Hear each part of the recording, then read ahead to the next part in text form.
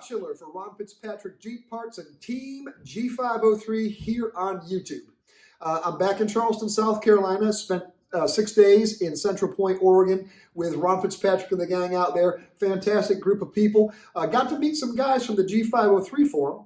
G503 forum, what's that? Well, a lot of you know it, but a lot of you don't. There is a site out there that Ron owns and operates. It's called G503.com, and it's basically everything you ever wanted to know about green and military vehicles. And if you haven't, I'll put the link up here. You can check that out. I think you'll be impressed. There's a lot of technical knowledge and very serious, and there's a lot of fun that goes on there. But if you need to know something specific, that's the place to go. Met a guy that was from the forum there, Bill Hollinger. If you're watching this, very nice to meet you, sir. Bill and I, if you go up on the screen here, you scroll up a little bit, you'll see a video about Mighty Mites. And Bill came down to the shop there, and they had forums set out there that had been procured by the Ron Fitzpatrick gang out there. And who knows what happens with those? We'll have to wait and see. And Bill was kind enough to come down and share that his knowledge with us on those vehicles, which was a fantastic thing. Ron and I shot a bunch of video and had some fun. It was a great time. I am glad to be back home. It's a 3-hour little lag. Odd enough, when I left Central Point, they flew me to Seattle. Then from Seattle, they flew me to Detroit. It was kind of a little bit goofy, but they flew me to Detroit. And in Detroit, the only place I had a problem with the TSA was this was in my bag. And I had stepped outside. It was a 3-hour layover there.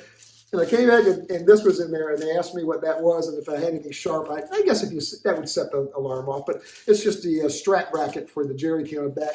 I got to keep it, and once I explained to it what it was, and that was a cool deal. Like, I get nervous and stuff like that. I don't know if you do.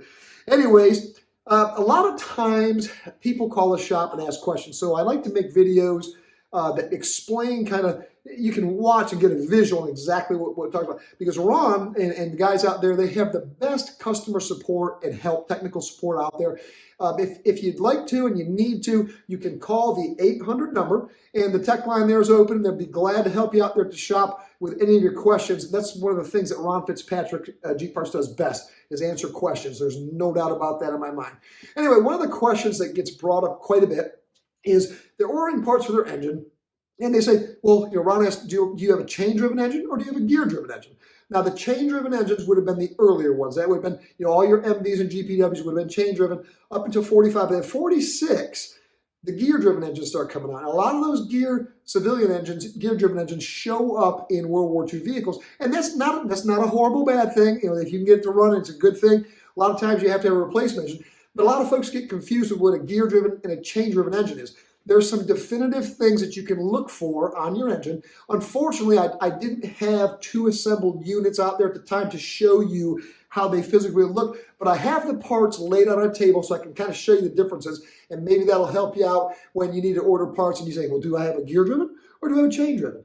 And there is some differences. It's subtle differences, but they are there. Check out the video, and I'll show you exactly what I'm talking about.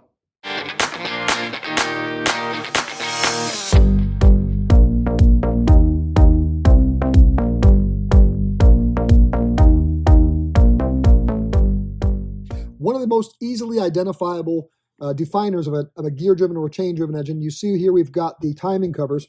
You'll notice that this has an extra indent on the outside and it has a rivet. This would be for the chain-driven engine. You'll notice there's a dowel on the inside here. This would be for the gear-driven engine. Again, the one indent pressed and then the larger radius on the inside. Chain-driven L134 engines have an engine mounting plate that looks like this. And if you notice, it's a radius here and a radius here on the lower part. This is where your camshaft would go. And if you look at the gear-driven mounting bracket, you'll notice this I-shaped area here, and that's where the plate would hold in the camshaft. And this also, this strangely raised, it almost looks like a partially of an eye. That is for your gear-driven engine. This is a camshaft for a chain-driven engine. And the difference that you'll notice on this is, if you put it next to the one for the gear drive, the teeth on the gear that drives the oil pump are exactly the opposite. This is the camshaft for the chain-driven engine, and what holds it in place is a spring and a machine plug. And it rides as such on your engine plate. You notice here in the engine plate, a lot of times people will take these apart to replace the seals, and this retainer will be in place here. That has to be removed, And once that's removed, you're able to install, this is the new type seal, you install that with the spring, you see the spring inside there, facing towards you or up.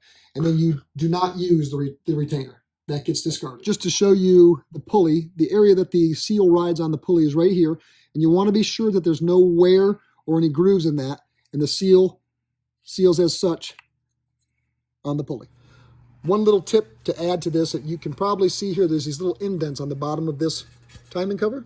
That's because bolts, improper length bolts, were pushed through there and tightened, and they damaged the actual timing cover. So there's little things like that that you don't want to do and cause yourself problems. And a lot of times where the oil line will go, you see this has been kind of fabricated by somebody. That's incorrect. This would be more correct, but also you want to check your threads because a lot of times those get damaged as well. This is something that happens very often. There you have it. Hopefully that'll help you out identify your L134 Willis engine, whether it's a chain drive or a gear drive engine. Before to wrap the video up here, I want to say two things. Number one, I want to thank Ron Fitzpatrick immensely. I make these videos for Ron, and we do promote the products that he sells, and there's a reason for that. The reason that I do that is, and the reason I do that wholeheartedly is because I believe in that company 100%. I know all the folks that work there, and they really take a lot of pride in what they sell you, and they're always looking for the top quality stuff, get you the best prices. If you have a problem, please call the shop, because everybody out there who's bought from Ron and ever had any sort of issue, and it's not that often, but when they do, he is more than willing and will bend over backwards to help you out with and however he can. All right, second thing, noticing a lot of people watching these videos that are not subscribers. And I know at the end of every video I say, hey, if you want to subscribe and follow along and what we're doing with the 43 Willis MB, click this ding button. I would invite you to do so. The subscriptions are getting huge, and I thank everybody for following us along on what we're doing with that 43 Willis MB project. But if you like the videos, and even if you don't like the videos, and notice a lot of thumbs down on that can crushing one, then that's cool, because that's exactly what we set out to do. Go ahead and click the subscribe button and the little notification so you know when the new Team G503 videos come out. Until next time, my friends, I'm a little wired up, but I probably should get some rest. That 3-hour jet lag, it didn't really get me, but who knows how I'll feel later. Till next time, keep it safe. Happy Jeeping.